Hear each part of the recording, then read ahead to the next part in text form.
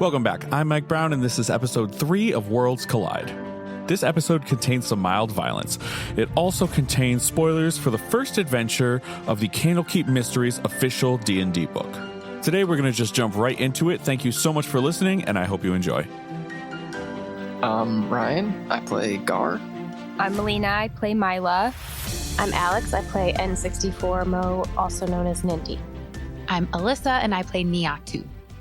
Okay, and just a quick little recap. In the last episode, you kind of explored a little bit of the city, and you went into a bar, and you met a very wealthy, you will find out eventually, tiefling, who wants to pay you basically to help him go on adventures so he can seem cool and live out his dreams, etc. And then you went around to a whole bunch of places. You essentially went to the mall, but didn't go into any stores. And somebody came down the street yowling at you, asking you to help solve the curse plaguing her town. And you agreed, and you got on an airship, and you are just landing in the Candlekeep, which you have also been told is a library. Your companion, Aladan, left to go do some research in the main city, and so now it is the four of you and Lairn. You guys get to the main area of the Candlekeep, kind of the courtyard, and get out of your little airship. And ahead of you, there is a small, what looks basically like a check-in area. And Lairn just starts walking that way. Following him. Mm-hmm. So Lairn walks up, and he's just like, hey, we're looking for Matreus. And the person behind the counter, big old mustache, like big bushy mustache, big bushy eyebrows, kind of a round nose, is just like, yeah, he's in room 1742.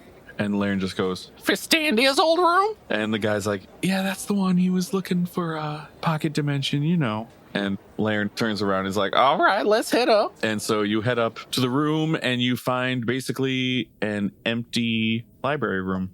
What's an empty library room? It's got books, and it's got chairs. It's like a room of just So lots of things does in not it. have people. Understood. So where is he? There's no one in there. Sure you got the right room, dude? Niatu starts looking at all of the books on the shelves. Mila's annoyed because she doesn't see Matreus. Niatu, you start to notice that some random books have like a single letter on the spine. And you look around and you find there's a T, P, E, S, C, R, E. Niatu calls her companions over and says, Look at these books. How it is only one letter on the outside. They are different from the rest. I feel like Milo wouldn't know how to read. Sucks to be Milo. Yeah. In a library. Probably just can make her read you. extra angry. She is pissed. Maybe they spell something, dude. I was thinking the same thing. Can I do some sort of check to, like, I don't know. You want a DM check? Give me the answer, please? Is that... No. Some sort of check to see if I can discern something, I guess. I need you to be, what are you looking for? I don't know. If my character can do the word scramble rather than me. That's not how this works. You look up on the wall, and there are multiple tapestries. There's one, it looks like a story of a battle. It's like cavalry versus a bunch of Joe Schmoes without horses, so we know who won that.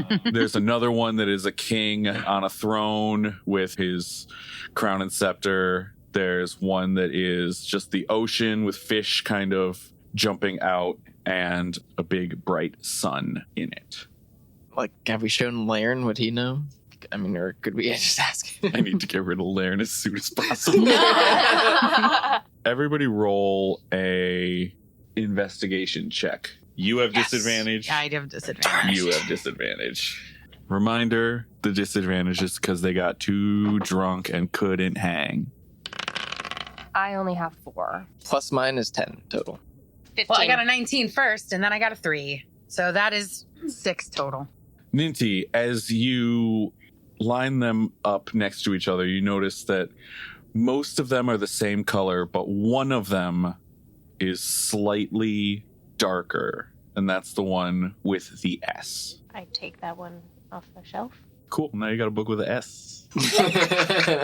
and open it. Yeah, this book is it's actually called The Joy of Extra Dimensional Spaces. And as you flip through it, you notice there's one page that has been dog-eared, and on it is the spell for Mordenkainen's Magnificent Mansion, which basically creates a pocket dimension that is a mansion. And circled on that page, someone has written the word scepter and circled it a couple times. I tell them what I found.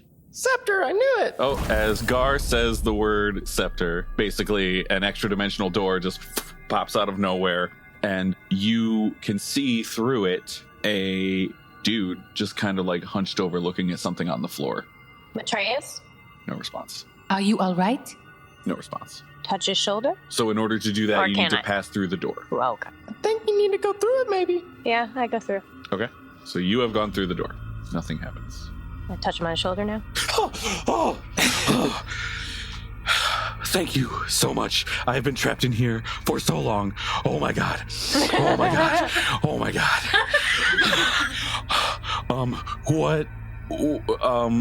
What? Let's get out of here first. Niatu says, How did you get in here? He cannot hear you. Did you go through the door? yes, I went through the door. I walk through the door and then Got it. inquire, how did you get in here? Laren also walks through to talk to Atreus. And I stay outside. okay. Gar has stayed outside and Milla has stayed outside. I'm staying outside. Okay. I was doing some research into the joy of extra dimensional spaces, and I came in here, and when I went to leave, the door just shut, and I couldn't figure out the word that helps us leave, so I couldn't leave. Thank you. Can I have your help? Yes? Of course. So he's like, I have this little figurine, and he holds up a little figurine, and it's shaped kind of like an imp. Are we able to see in, like, from the outside? You could see as if like it's like a portal. Okay. But we can't see that he's, like, holding up a figurine. No, you can see that. Oh, okay. You can see that. You just can't hear what's going on. So yeah, he's just like, I need to take this to get examined, but I need your help just figuring out if Fistandia is here. We haven't seen her in so long, and I thought she might be in this dimension, but I couldn't find her, and can you just help me?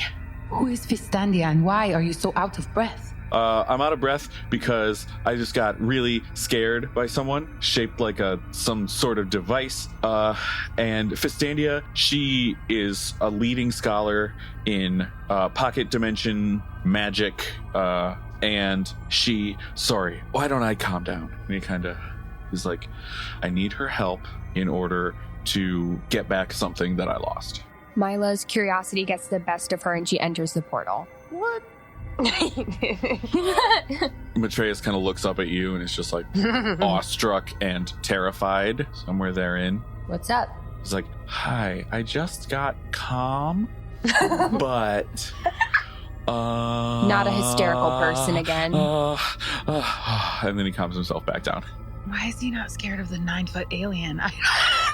But he's scared of the Nintendo and the human. Because I'm a barbarian. She frightened him. And I am unusual. That's true. I have a peaceful energy. You're like another Tuesday afternoon in this world. Fair. And so he's like, I was just asking them if they could help me. I'm trying to find Fistandia. She was a very powerful mage, specialized in pocket dimensions. Why are you going through pocket dimensions? I need to find something that was lost. It's trapped in a pocket dimension, and I need to figure out how to open it back up. And Fistandia can help me, but I cannot find her, so I'm worried that I will never get it back. So can you please help? Sure. But does this have anything to do with the sleeping people? What? Well, that's why we're here. People sleep? The whole town. She's trying to say that we came here to see you specifically because you know about curses. Yes, curses. That is my specialty. What is this about sleeping people? There is a town nearby where all of the people are asleep. Except for one, which is suspicious. All but one. Good point, small creature. If you help me, I will help you. But since we are here, let's do my thing first. How are we sure the door's not going to close again behind us? Good point. We can't be sure. And at that moment, you notice the door start to get a lot less Big. visible. And yeah, Starts to disappear. Wait, what about Gar? Gar's on the outside. Wave. At that time, I had my droid in my hand and I was just talking to him about something, totally distracted. Milla starts waving her hands in the air to get Gar's attention. I don't see her. He doesn't notice. Great. Fantastic. All right, the door shuts. Please, allow me to talk with my companions privately for a moment. Can you cover your ears? All right. Do we think he is trustworthy to follow? It's a little too late. The door's shut. Do you know anything about getting back through the portal? Valid point. That's all we got. All right, let's do it.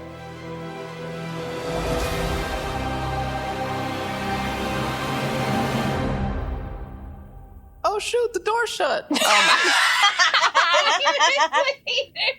I would say, Scepter! And so from both sides, you see the door suddenly shoot back open. And Matreus looks at you three and he's just like, please, please. Maybe Gar should stay there so we can get back. Did you do anything else while you just said scepter and then watched? Yep. Okay. Just keep it open. I think we should help him. Can I go back and tell Gar to keep it open? Milla, what do you think? Well, he's not going to help us until we help him, so I guess we're helping two different people today. Let's do it. I am in. The door starts to fade away again. Ninty. These guys are taking forever. Where is our other friend? Let me go back and get it. I step out of the portal. My God, you guys have been taking forever. What's up? Come on, we gotta help someone else. You want me to go in there? It's our only choice. But what if the portal closes again? It will. How do we get out? We'll figure it out. I don't know, dude. Are you sure? Otherwise, our story ends here. I was gonna say the portal starts to fade again, but you guys just spamming the open word, so it doesn't matter. Yeah. Niatu looks at Milla. What is taking them so long? I have no idea. Okay, I guess I'll go. Great. Let's go. Step back into the portal. You walk through? Walks through. Yeah. Okay. So Matreus is like, thank you so much. Now that I know that the word is scepter, I'll just wait for you right outside. I have the figurine, and I have a book right out there that I'm going to go look at. What? And he steps out, and you hear nothing, actually, because I made it so you can't hear things on the other side. Right. But as the door starts to shut, you see the figurine that he was holding blow up in size and start eviscerating him. The imp? Yes. Killing him? Like hurting him? Yeah. And the door's shut. What just happened? Scepter! Scepter! You called me in here for this? Look around. Maybe there is a clue to figure out how to get to the other side. So you're in clearly a foyer and a hallway. It goes about 50 feet in each direction. There's a room in front of you and then several rooms down the hall, all facing like in towards as if the portal came from out. This is on the inner walls. And so that's it. So we can see that he's getting attacked. You saw that he's getting attacked. The portal has closed. Okay, never mind. Then my next question doesn't make sense. We must move quickly. Let's look through these rooms to see if we can find anything. Just don't split up. Would someone have explained to me like why we're here yet? We quickly get Gar up to speed on the situation. Which door should we go through first? I also don't remember what his quest actually is. If somebody could actually tell me too. He's looking for Fistandia. She's a specialist in pocket dimensions, and he needs help procuring something that he lost. And you got 64 gigs of RAM. And she's in one of these pocket dimensions. Well, we don't know Or that. this He one. thinks He couldn't You are find currently in a her. pocket dimension. Yeah, we're in one now. Matreus, He can't find this is her. the last place she has been known to be. She got this room and never came out. Like this library room and never came out. I disagree with Ninty. I think we should split up. It will be faster. I agree. Bad ideas. Who's doing what? I'll go to the first door, all the way to the left. I'm going to take the second door. Okay. I'll go to the right and take the first door. I start to peek into the hallway, but I wait just in case anything happens with them. So, Niatu, you enter that room. The door opens just fine, no lock or anything. Tall shelves filled with books line the walls of this room. 2 more shelves run through the middle of the room with a 10-foot wide aisle between them. Several stacks of books are pulled high throughout the room. There are small reading desks with cozy scarlet chairs in the corners. Niatu first noticed the large pile of books on the floor and bends down to start to look to see if there's anything unique about any of them. Okay, we'll pause there and we'll go to Milla. You walk in and you see this room contains a battered wooden mannequin and a weapon rack holding staves and daggers, all lit by indigo tinted light streaming through a window. The floor is stained and scorched. At the far end of the room, a broom hovers in the air, sweeping the floor by itself. Milla says, well, this is definitely more my pace. She squats down and touches the scorched floor and looks at the weapons. She walks out of the room to find Niatu, who she knows is also a warrior, to come check out what she's discovered. Okay, so let's say you get to the hallway between the 2 rooms, and we'll pause there and we'll go to Gar, who has gone into this room. So this room is kind of like cracked open. I slowly. You slowly open the door. A cat kind of runs out. Just casual. Meow. Yeah, exactly. The aromas of cooking permeate this kitchen. A large iron stove takes up one wall, and the rest of the room is filled with large tables and racks lined with hanging pots, pans, and cooking utensils. Everything is sparkling clean. With a flapping of wings, 2 small forms land on the nearest table. They bow low before you and ask, How can we be of help to our honored guests? Cooking, cleaning, mending your clothes, perhaps? They say in stereo. I sort of do have like a half bow back, and I scream out to the group, guys, gotta see this. Come here, guys. And at that moment, you hear a yell from down the hall, and we will cut back to Niatu, who has angered a swarm of books. Told you not to go alone. So, right quick, let's just get this. Aw, I'm gonna grab my dice. I'm in trouble. Grab them dice. I know I'm grabbing the dice. We are fighting now. A swarm of books. In the middle top of your character sheet should be something that says initiative. Gar. Nat 1. Okay, what's your modifier, though? 3. So it's a 4. Luckily, nat 1s don't mean anything in initiative.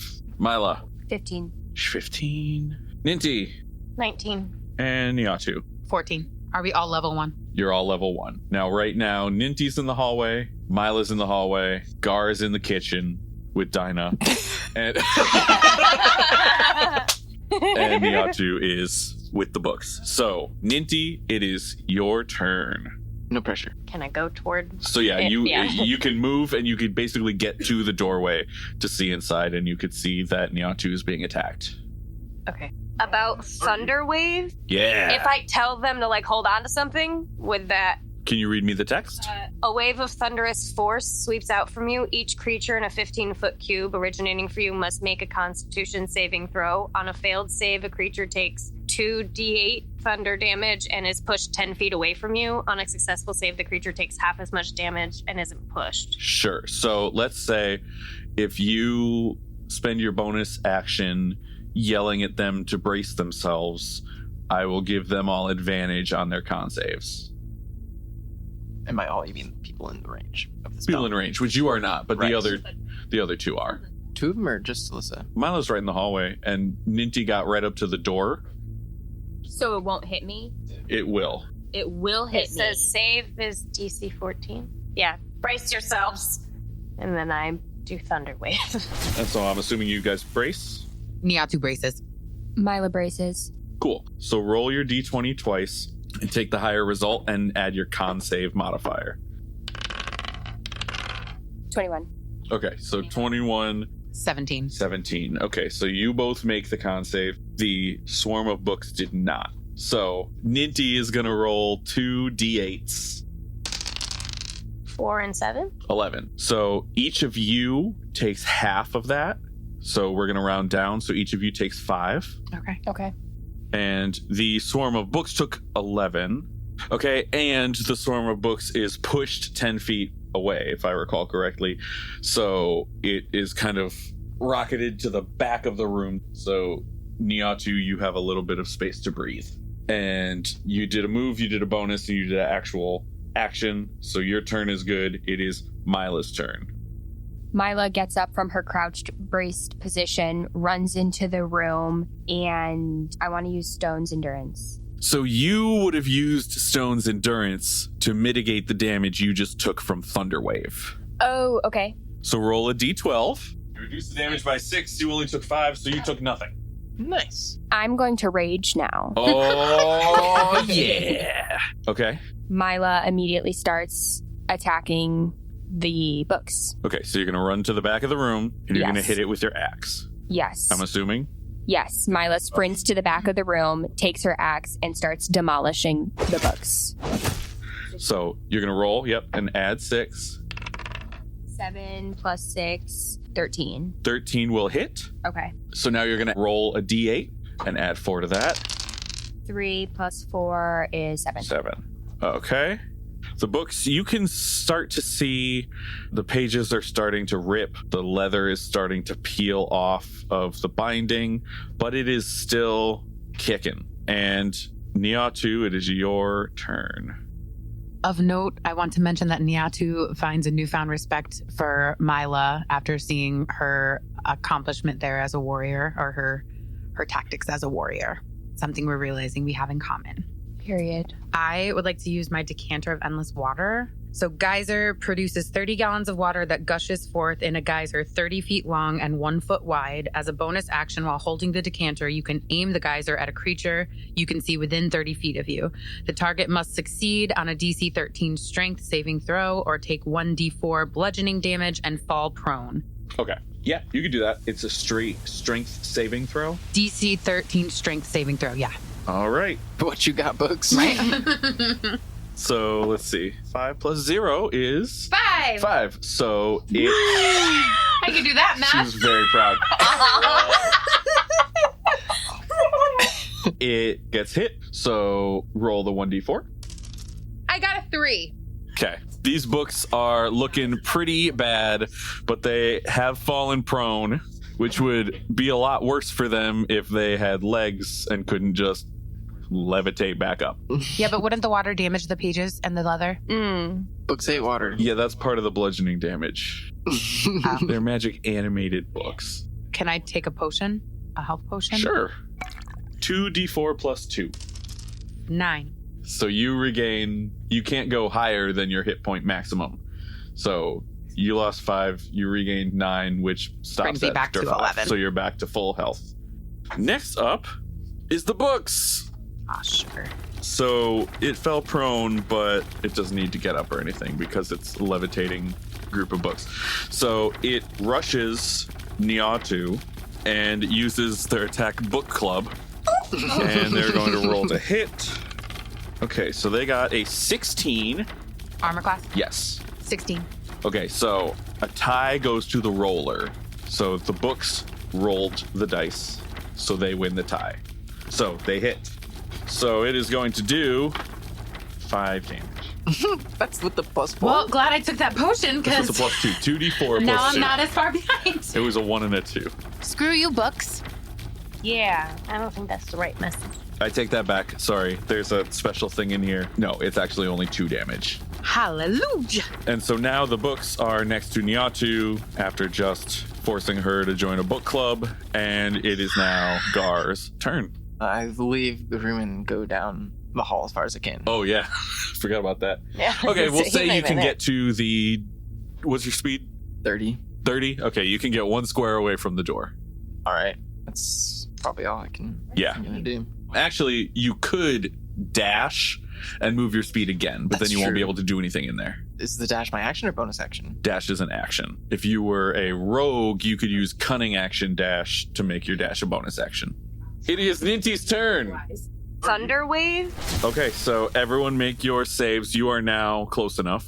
So What do you do? I'm guessing you're gonna yell again. Yeah. Everyone will get advantage. Ooh. That one on the first roll. 16. Oh, Thank thank goodness. So you're gonna roll your 2d8s. 6. Each of you takes half damage because you saved. You did not save, so you okay. take 6 damage. The books did save, so they're gonna also take half damage. I can't use my Stone's Endurance again. You can. Okay, I want to use that again. 6. Cool. So you take nothing. Cool. And you see the books collapse to the floor and stop moving completely. We should listen to the little purple machine more often. Everyone give me an investigation. 12. 12. You got what? 18. 18. 4. Oof. So, Ninti and Niatu, you notice on one of the bookshelves there is a book with a letter on the spine. Oh, snap. And the letter is the letter N. And that's where we're going to call it for the day. Worlds Collide is Alyssa Brown as Niatu, Alex Brown as N64mo, Ryan Brown as Gar, Melina Agbanyo as Milla, and me, Mike Brown, as the Game Master. Sound design, editing, and mixing done by Mike Brown for Ember Studios, LLC. For additional information, including custom maps and character art, please check out our Patreon. And our theme music is Epic Adventure by MS Records. More info can be found in the show notes.